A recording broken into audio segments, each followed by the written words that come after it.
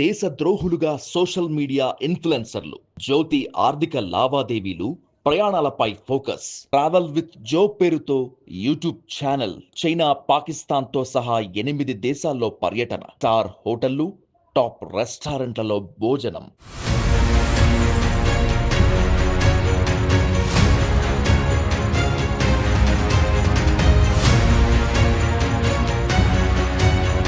Social media ఇన్ఫ్లుయెన్సర్లు దేశద్రోహులుగా మారిపోతున్నారు. కాసుల కోసం కక్కుర్తిపడి శత్రు దేశాల కోసం పనిచేస్తున్నారు. విలాసవంతమైన జీవితానికి అలవాటు పడి సొంత దేశానికి ద్రోహం చేస్తున్నారు. పాకిస్తాన్ ఐఎస్ఐతో లింకులున్న జ్యోతి మల్హోత్రా కేసులో సంచలన విషయాలు వెలుగులోకి వస్తున్నాయి. ఒక్క పాకిస్తాన్ మాత్రమే కాదు, చైనాలోనూ పర్యటించినట్లు ఆలస్యంగా బయటపడింది.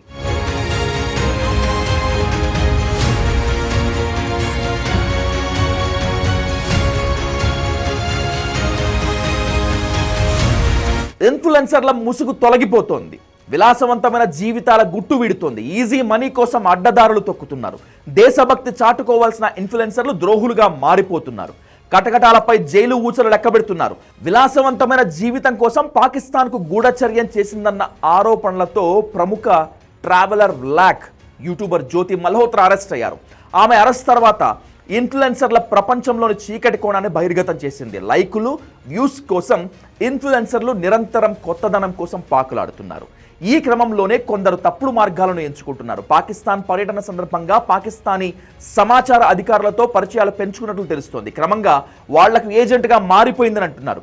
ఇన్ఫ్లుయెన్సర్లను తమ వైపు తిప్పుకొని వారి ద్వారా తమకు అనుకూలమైన ప్రచారాన్ని వ్యాప్తి చేయటం పాకిస్తాన్ ప్లాన్లో భాగమేనని తెలుస్తోంది.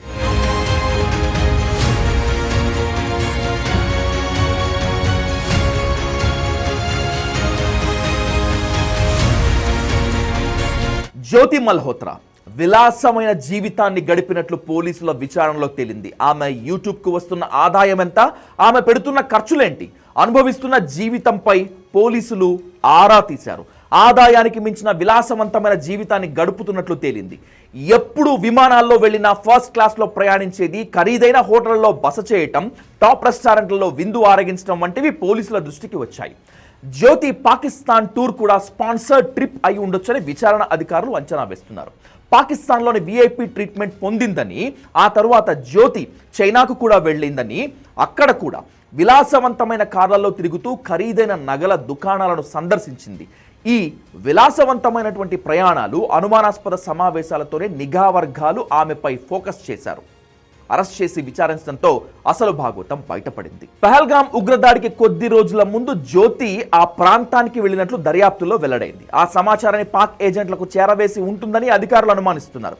దీనిపై మరింత లోతుగా దర్యాప్తు చేస్తున్నారు. విచారణ సమయంలో ఆమెలో ఎటువంటి పశ్చాత్తాపం కనిపించలేదని విచారణ అధికారులు చెప్తున్నారు. పాకిస్తాన్ అనుకూల ప్రచారాన్ని వ్యాప్తి చేయాలని ఆమెకు ఆదేశాలు వచ్చినట్లు తెలుస్తోంది.